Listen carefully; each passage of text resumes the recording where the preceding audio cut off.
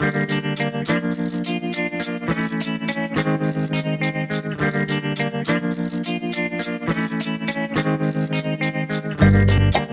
this is Michael Emery. Thanks for tuning into the Slow Baja. This podcast is powered by Tequila Fortaleza, handmade in small batches, and hands down, my favorite tequila. Hey, this is Michael Emery of Slow Baja, and I'm in Mission Valley in San Diego talking to Stephanie Nisan of the Animal Pad, and she does dog rescue off the streets of Tijuana and Ensenada, Southern California too, correct? Correct. Correct me where I'm wrong. Jump right in, Stephanie. You're right. So Animal Pad's an all-breed nonprofit dog rescue. Rescue dogs, like you said, primarily off the streets of Mexico. I'd say 98% of our dogs come from the streets of Baja California. Anywhere from Tijuana, the farthest south we've gone so far is Ensenada, hoping to venture further soon. I hear Toto Santos has a lot of dogs running around. You got to get down there soon. I'm joking, but that's a nice town. I know, but the amount of calls we're getting right now from everywhere in Mexico is it's insane. And we want to help wherever we can, but it's been tough. It's been tough to get over there, but we also do rescue we're partners with all of our local humane societies and shelters. So we do rescue from here as well, and take in a lot of owner surrenders to prevent them from going to the shelter. And have you had some of that during this time where people are losing their jobs and tightening their belts, and has that been part of the mix? More than we've ever seen. Yeah, I'm sorry to hear that. Yeah. It's a tough one.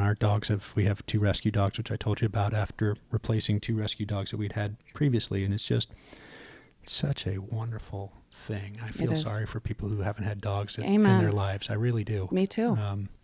So on that touching note, I'm about to cry starting off on the Slow Baja podcast. Stephanie, really great to meet you. You've got such a wonderful reputation. Been checking you out online. Doesn't sound right. I've been following your story. I'm just kidding. I've been following your story online, and unbeknownst to you, you are something to cheer in this week's Slow Baja Love Letter to Baja. We send out a little love letter 3 times a month or so, and it's always, we lead with a good story, and you are a good story, which so prompted sweet. me to reach out and awesome. say, hey, can I get you on the podcast? And here we are. So what are the biggest challenges? Let's jump into it. There are a lot of dogs. There's cultural issues. Ooh. There are different approaches. Yes. How do you navigate that without getting kicked out of the country as that gal who's telling us what to do? Right. Well, it's a very delicate balance. So I grew up in San Diego and essentially lived in TJ, partying through my college years. I went to San Diego State as well. Yes, okay. I don't remember many of those nights. Tell you. Yeah. And so I also studied abroad in Mexico, in Cuernavaca. And then later went to Mexico City, and I really thought I was just kind of never going to come back to the States. So I do have kind of a hand up in terms of understanding the culture very well. My major in school was Spanish. My minor was Chicano studies. So I really, really do. You speak the language, you know the culture. Exactly. And that has helped a lot.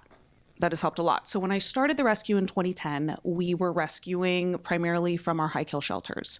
LA, San Bernardino, some of the highest kill shelters in the nation were right here in our backyards. Which should shock most people. Yes. The numbers have changed. I was looking in 2007, I was looking to rescue to adopt a dog. And I was on Craigslist, which, that's a whole nother podcast. But I was looking and I saw an ad for a dog that said, this dog's going to be euthanized tomorrow. And I was like, what? What does that mean?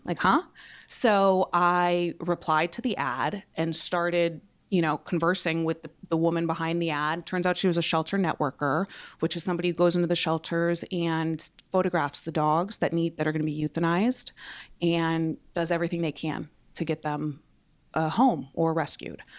So, that set me off in a tailspin of research. I still have the dog that I adopted from that ad.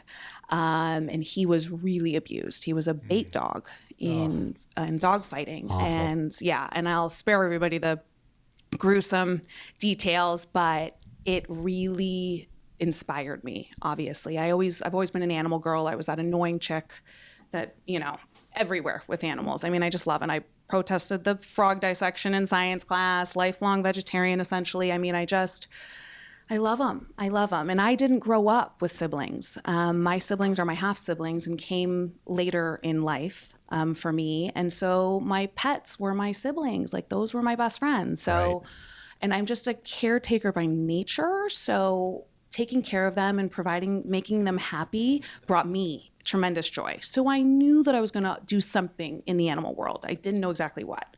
So back to the Craigslist, got the dog, figured out what was going on in the shelters and could not believe. I mean, these shelters were violating laws left and right. Hayden's Act is a law that, sets a certain amount of time before a dog can be euthanized when entering a shelter, and they were violating that left and right. I mean, and the farther we got involved, the more I knew that we had to do something. So took a couple years, but in 2010, I just fired off an email and said to my friends and family, I'm doing it. I'm pulling the trigger. I Googled how to start a nonprofit and I did the steps. And 2012, 13, we got our 501c3 status. We were rescuing before then, but that's when we really started rescuing. So did the shelter thing for a while. And working with other rescues is very interesting in itself. A lot of women that are very passionate can lead to some conflicts. And so I wanted nothing to do with the drama. I was just there to rescue dogs. And when I started showing up at the shelter and other rescuers were there. And half everyone's age. I know. And twice the energy because you were fresh out and exactly. you're a fresh kid on the block. That's right. Fresh meat. Yeah. And when I started showing up to the shelters, this was a couple years into rescuing from them, and other rescues were fighting me for dogs. Pick of the litter. Yeah. I said, you know what? We're not needed here. The animal pad's not needed here. We want to go where we're needed. If you're going to fight me for dogs when there's 1,000 more that are going to be put to sleep, which I'm going to go gladly grab, then what? I don't need to. I'll go where I'm needed. Turned our attention to the streets of Mexico. Now, with my background, I obviously knew about the plight of the Mexican street dogs. Didn't really know how to start. Yeah. There. Seriously. Yeah. And it was slow, the start. But once we got in, that's it. We've never turned away. And that was about 5 years ago. And we never will turn away. I mean, Mexico, it's got my heart for so many reasons, but we call them our magical Mexi mutts is what we call of our dogs from there, because they really are magical. I mean, it's a very interesting dynamic and difference from shelter dogs to these Mexican street dogs, where Mexican street dogs typically travel in packs. So they're typically dog friendly. They typically rely on people for food, the street vendors and, all of that for food. So they're typically, good with people. But they have a whole host of health issues that we had never seen before in the shelter system. But in the shelter system, I was getting dogs that were major separation anxiety, major behavioral issues. Not that those dogs weren't amazing as well, but it's just very different. It was very interesting. Yeah, you're solving different problems. Very different, very different. And, these Mexican dogs, you're fighting a culture, because dogs there aren't necessarily looked at as we look at them here. Now, that's not to say nobody does in Mexico. There are phenomenal dog owners in Mexico. The family I lived with in Cuernavaca, the Cocker Spaniel, every week went to the groomer, came back with different colored bows. I mean, she had a diamond-encrusted bed. It was, very different. But then you'd walk outside and there's 50 street dogs that would be waiting for me every morning because they were used to me feeding them, street hot dogs in the morning. So it's a very interesting dynamic, and it's definitely provided for an eventful last couple years in Mexico. Yeah, and last couple months. Yeah. So the statistic that we, that I seized upon and then wrote the story about, you're going to exceed, or you have exceeded your last year's rescue, your 2019 total since basically the beginning of March. Absolutely. So last year, in all of the year, we rescued 319 dogs. So far during quarantine, so we're saying since March 1st,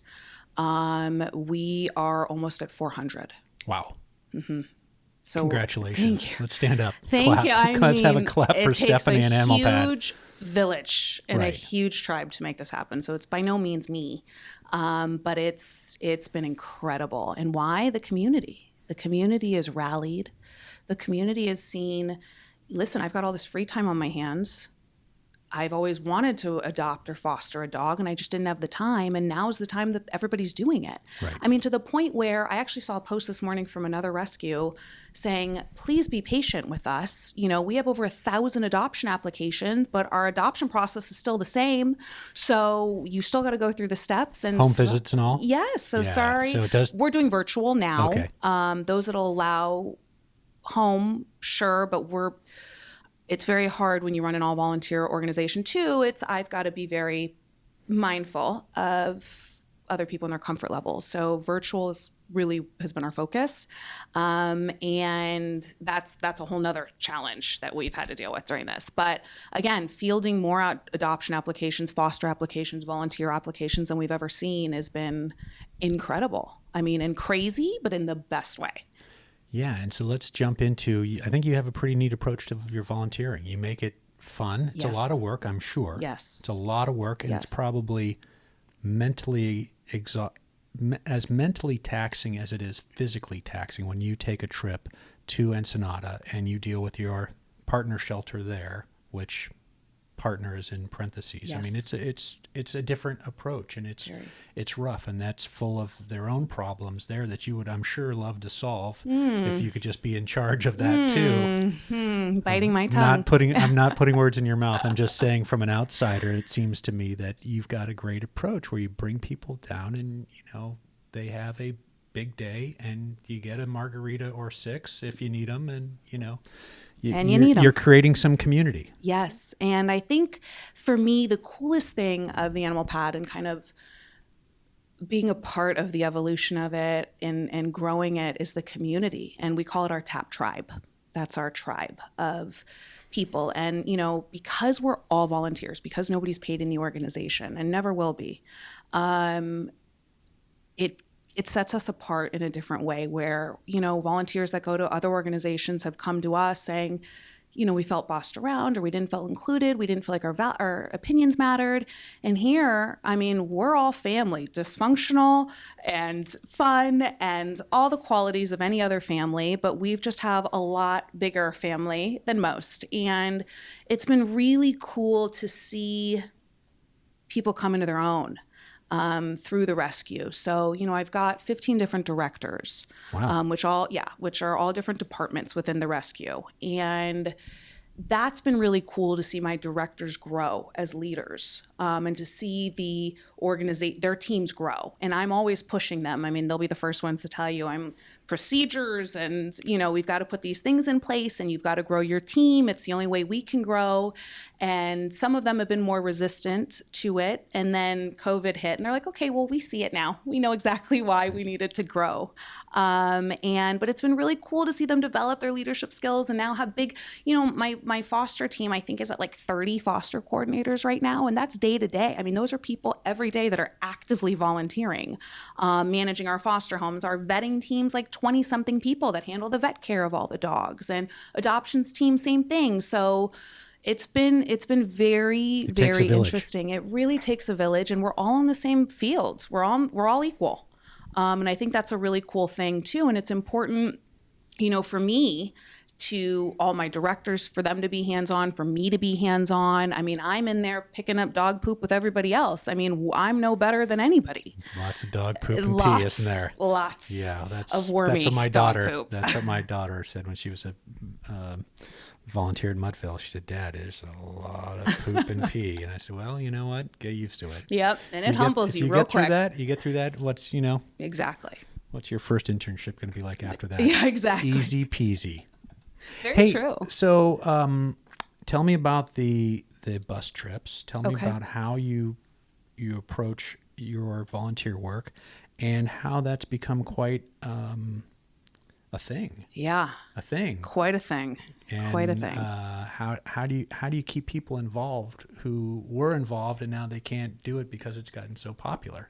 Oh, I'm known for putting anybody to work at any time. So the trips are very, very cool. So When we started working with this shelter in Ensenada, I mean, it's completely overrun with dogs, equipped for about 40 to 50 dogs. I was going to say, bring us the numbers. Yeah, so they're equipped for about 40 to 50 dogs, regularly have about 300. You can't see my slack jaw face. I mean, I'm just stunned to hear that. Yeah. And again, lots of cultural differences, and in terms of the way that they do things is not necessarily the way that we would like them to do things. You've got dogs that have been in the shelter for a certain amount of time, and you bring new dogs in that might be sick and carrying illnesses and thus infecting the dogs that are in the shelter. And it's a cycle. And so we've done some pretty cool things to stop that cycle, because we realize that the intake procedure is out of our hands. There's nothing we can do. So we take matters into our own hands and do what we can. So the way that it worked with these trips is, first it was just me and like our core team that would go down there. We'd go rent a van. And by the way, renting a passenger van in San Diego, not very easy. There's 2 places that'll let you cross the border with one of these vans. Obviously, these aren't Hertz and, really nice, normal rental cars. You get this van and it smells like they were transporting dead bodies. But that's okay, because the smell of the dogs in Ensenada is 10 times worse, I assure you. So we were renting these vans, heading down there, loading up as many dogs as we could, bringing them back across the border, back and forth, back and forth, back and forth. So then we said, you know what? People should be a part of this. They should see this. We saw the reaction on social media of right. people I'm assuming freaking. People are seeing it yes, and like, saying, oh wow, my I want to call me when you're going next. Yes. It was either call me when you're going down, or I don't know how you do it, because I couldn't do it. And to those people, we don't enjoy seeing this either, but if we're not in here changing it, who's going to do it? So suck it up and let's go. Let's go save some dogs. So we then started renting multiple passenger or a couple vans, and having myself and one of our other directors drive and they could fill 12 people. So we started doing signups. We could do 25 people. And then people could drive down on their own in caravan. So then we were doing these caravan trips, and let me tell you, I mean, we're used to very strenuous days, long, hot days with smelly dogs, long border waits, but to see the people on their own go down in their own car, and I mean, these are 12-hour days. You leave at 7, 8 in the morning, got an hour and a half drive to get down to Mexico. We're working at the shelter all day. And, if there was 30 of us, let's say, on one of these trips, against 300 dogs, we want every one of them to have a bowl of food. We want every one of them to get attention. We want every one of them to have a walk. And it was tough. And then everybody, including the individuals that drove their own cars, we would load up the cars and sit in sometimes a 4 to 5 hour border wait. Before we had Sentry, which I don't even think about the days pre-Sentry. And people were doing it with us, and it was so cool. I mean, because you don't eat, so I would pack snack bags for everybody, because I'm not a mom, but I should have been, and I was in a past life, because everyone gets a snack bag, everyone's got hand sanitizer, everyone has gloves. And then I said, you know what, there's got to be a little bit of an easier way, because as cool as it is to cross the dogs across the border, and I think that was a really valuable experience for a lot of people, it's taxing. And so we said, you know what, let's charter a bus. So I found a bus company in TJ, and now it fits 60 people, 56 actually.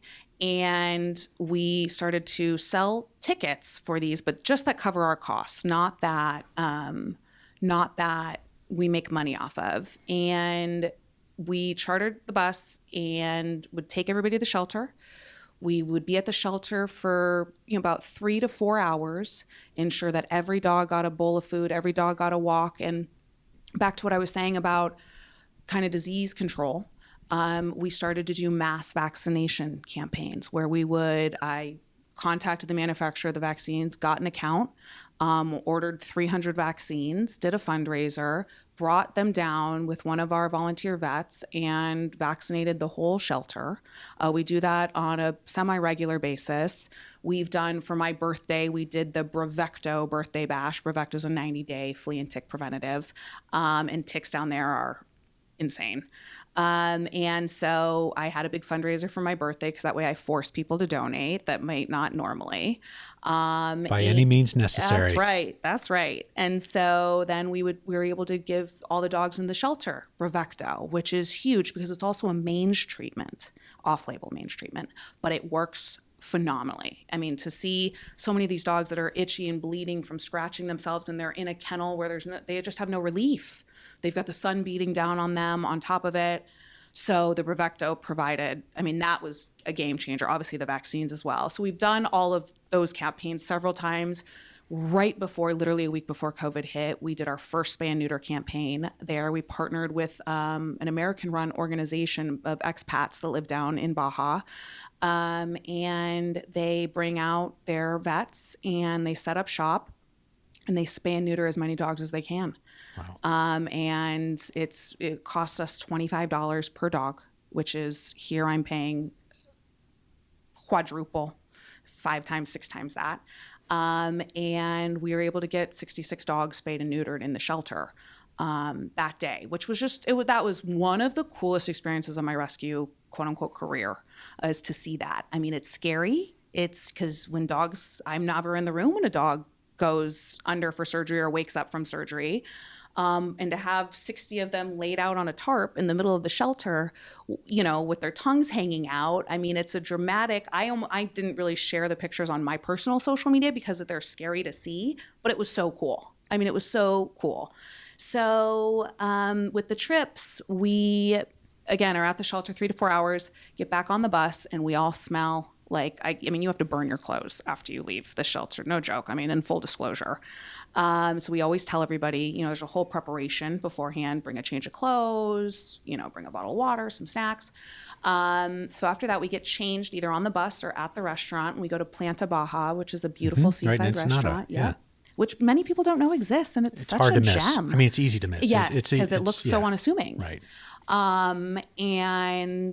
We rent out basically the entire restaurant on the patio, and they do a beautiful buffet lunch. Everybody, the minute they walk through that door, is greeted with a margarita. And then halfway through, when I give my little spiel with my director of operations, it's with a tequila shot, and we buy everybody a shot.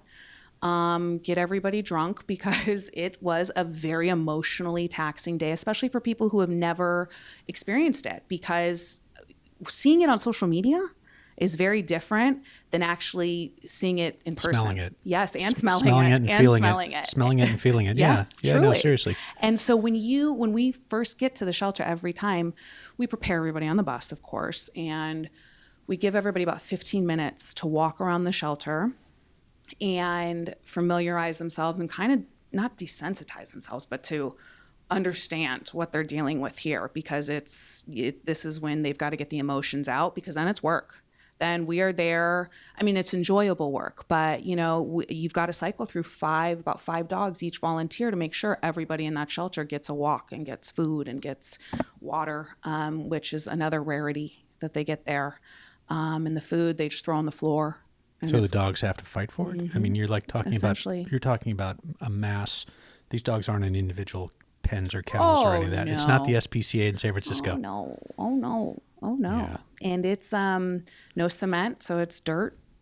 And so when it rains, they're sleeping in mud.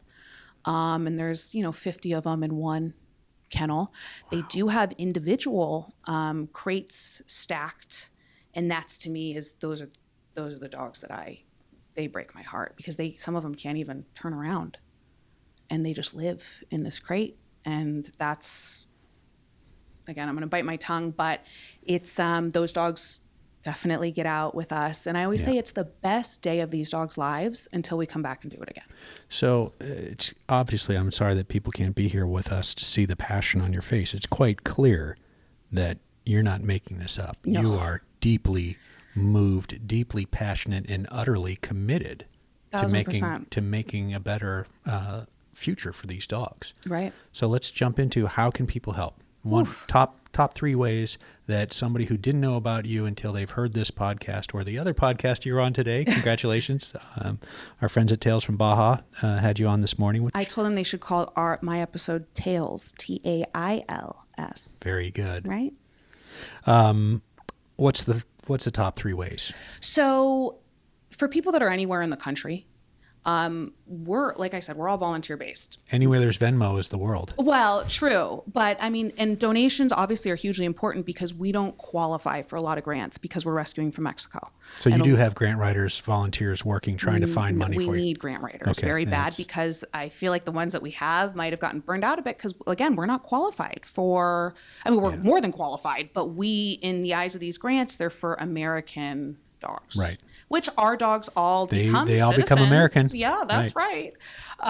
So that's tough. So obviously donations are hugely important, and 90% of our budget is vet care because the dogs that come from Mexico are not, like I said earlier, not dealing with our typical health problems that we deal with here. Our vets that we've worked with for 10 years, they've gotten so much education from our dogs. It's unbelievable.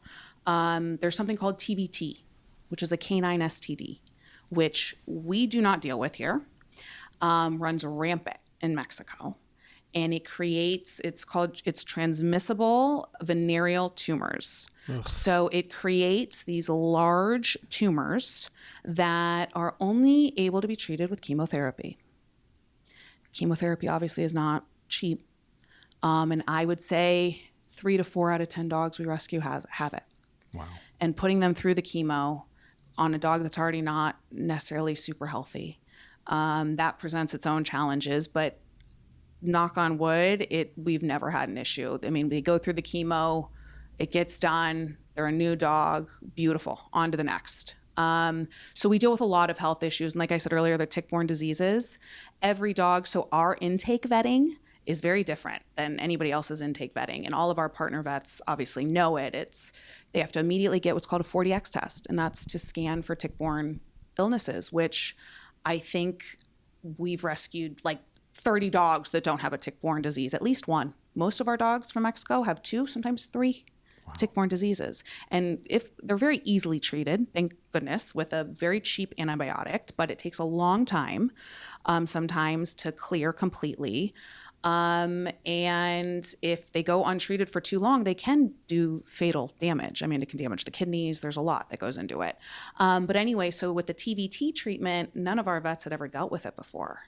And they didn't know what it was, and they just diagnosed it as like a cancer.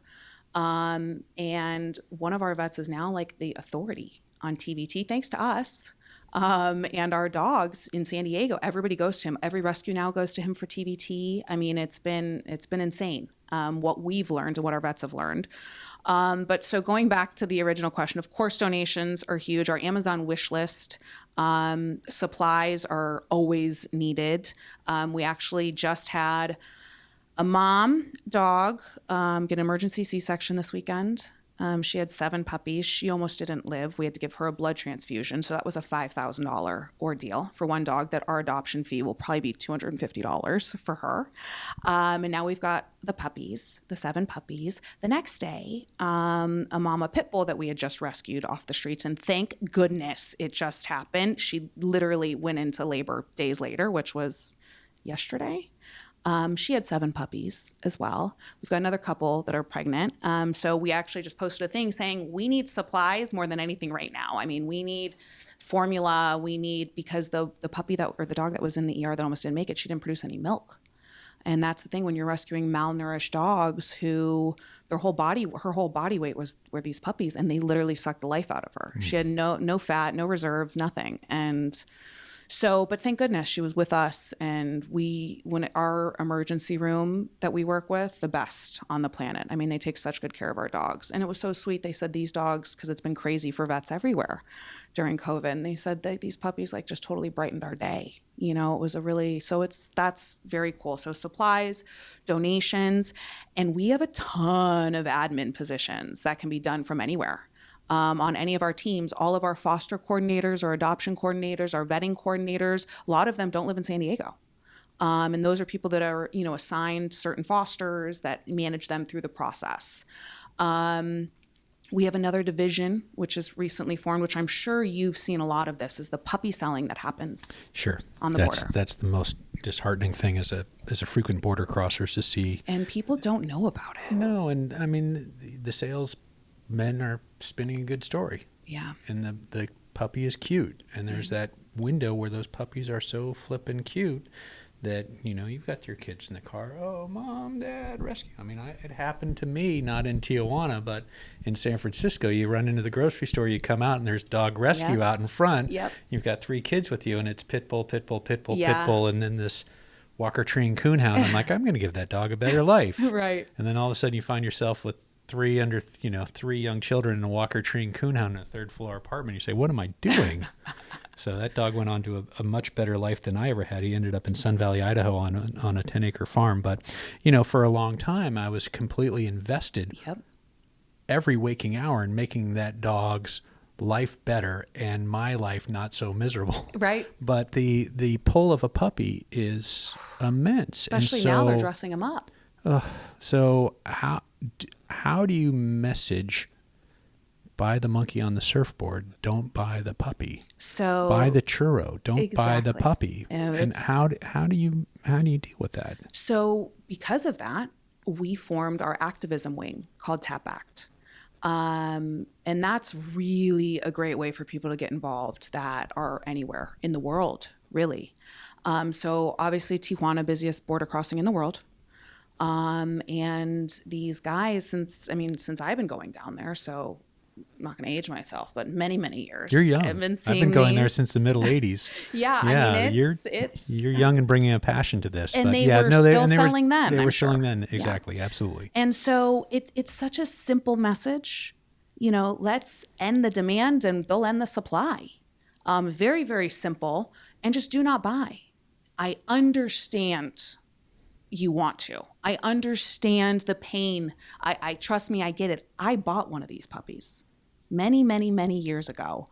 And it was from what was a crackhead. I mean, it wasn't a typical border selling guy.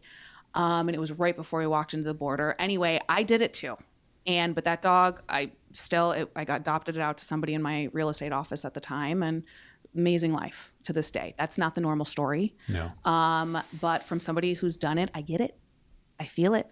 And now the tactic is these guys are walking along the borderway and putting the dog actually in your vehicle. So they will hand you the dog and walk away for a couple minutes. So now you're bonded. Now game over. I mean, if you've got an ounce of a heart, I get it. I understand it. And it's so hard. But if you buy that puppy, they're going to go and keep selling. They're going to go get another one from that poor mom. God only knows what condition she's in. And the cycle will continue. And now these guys, sometimes tied to the cartel, we've worked quite a bit with the Mexican government. And we've been told specifically by them, don't go down there and mess with these guys. We've at first thought, we'll go hand out brochures in the borderway educating people about this. And that was quickly shut down you're putting yourself in major danger by doing that. Because think about it. These guys are selling these puppies from anywhere from $100 to $300. Way more than they can get for drugs. And it's quick and it's easy. And it's illegal in Mexico. But they haven't done. The new mayor did a crackdown a little while ago, and it worked for about a week. And then they were back out in full force.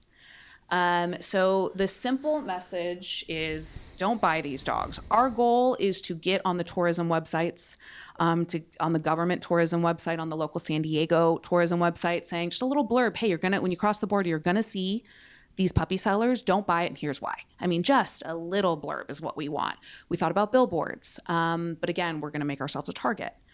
Because it's a lucrative business and nobody wants their lucrative business shut down, especially by a bunch of American chicks trying to save puppies.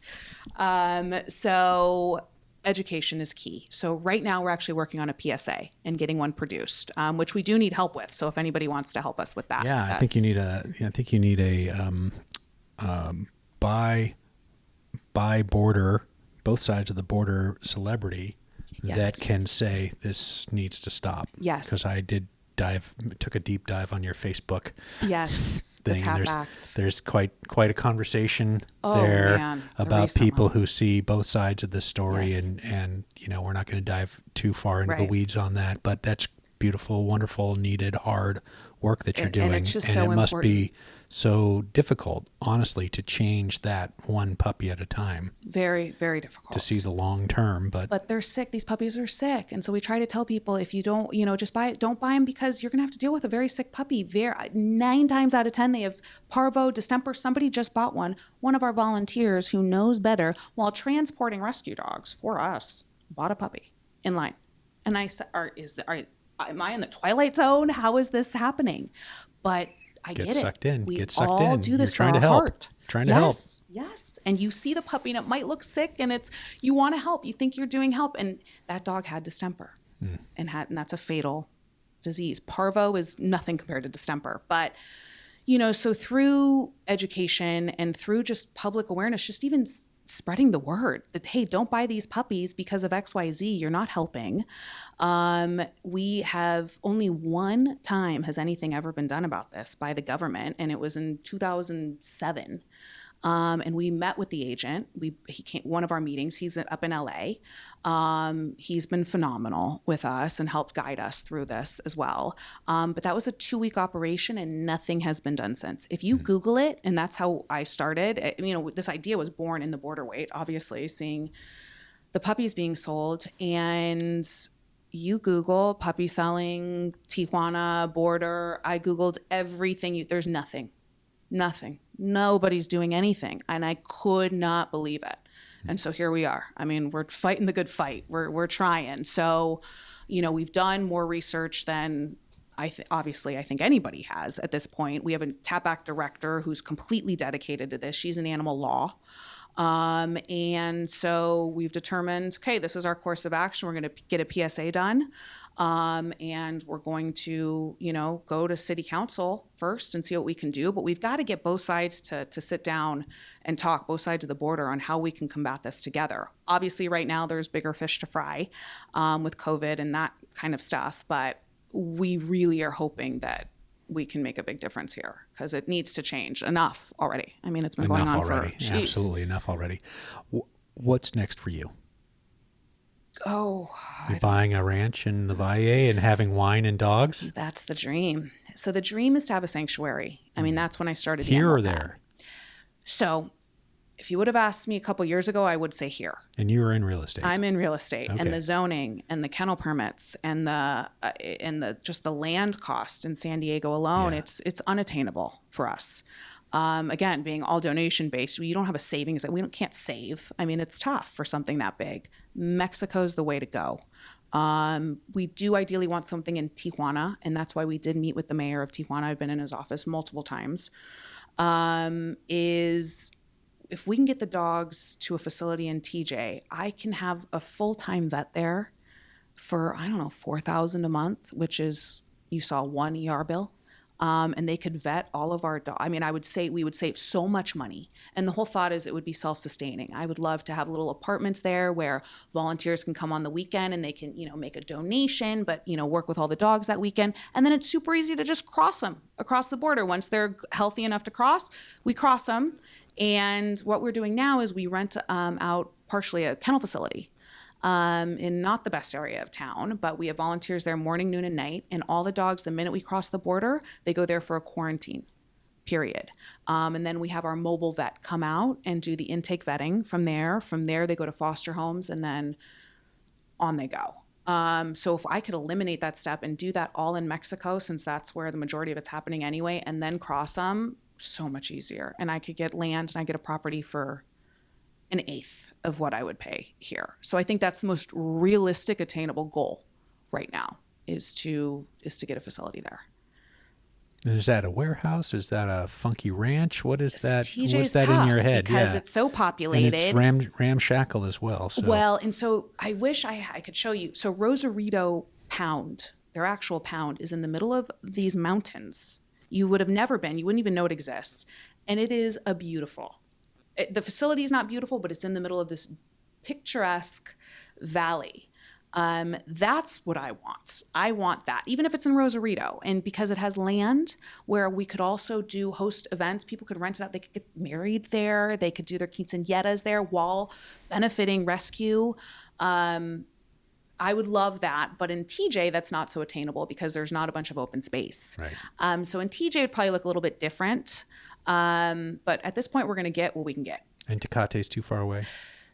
It's not too far away. It's much closer than Ensenada. Right.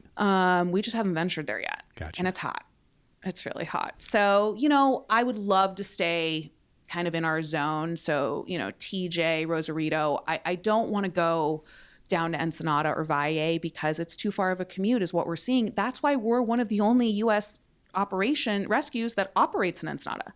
There's a lot of rescues now in TJ, which is so cool because when we started, there were not. It felt like we were alone on an island fighting this fight, and it felt like no end in sight. Now there's a ton of rescues that are rescuing from TJ, which is beautiful. Granted, there's more dogs than any of us could deal with combined, but that's been very cool. But nobody's going farther south. Nobody's going down to Ensenada. And so we don't just work with that one shelter in Ensenada.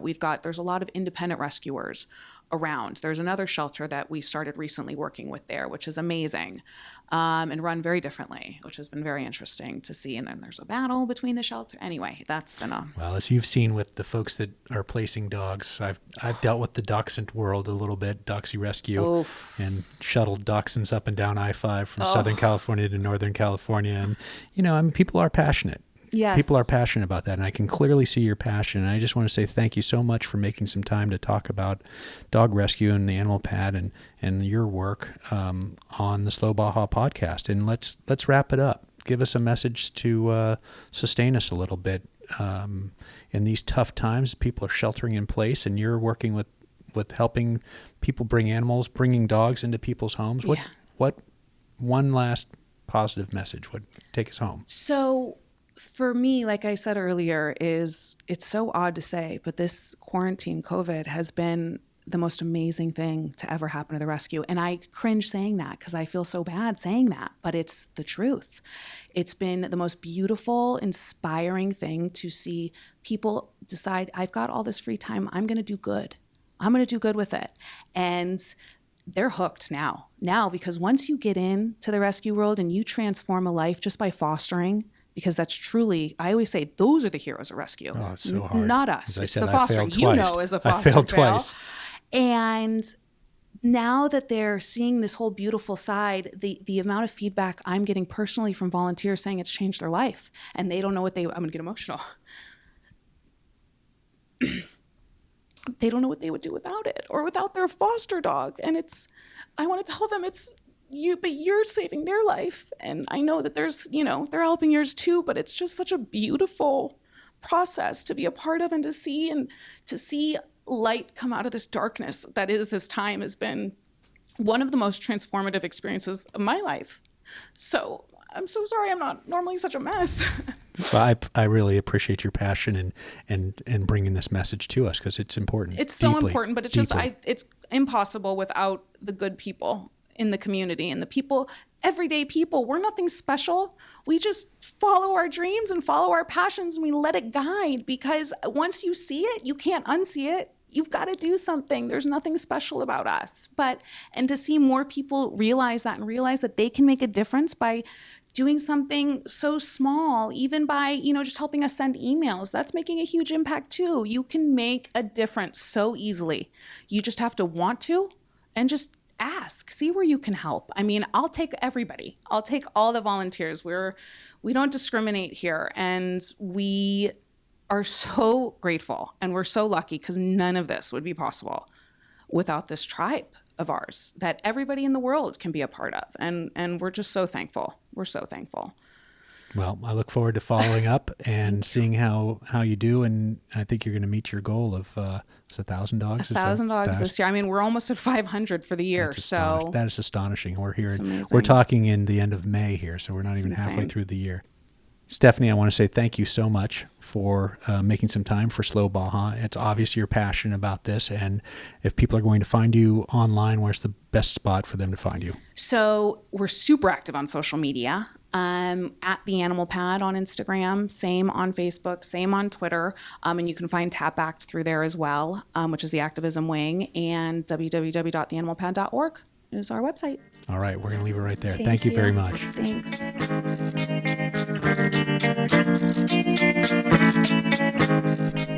Hey, you guys know what to do. Please help us by subscribing, sharing, rating, all that stuff. And if you missed anything, you can find the links in the show notes at slowbaja.com. I'll be back before you know it. And if you want to receive notices on new episodes, please follow Slow Baja on Instagram, Twitter, and Facebook for you old folks.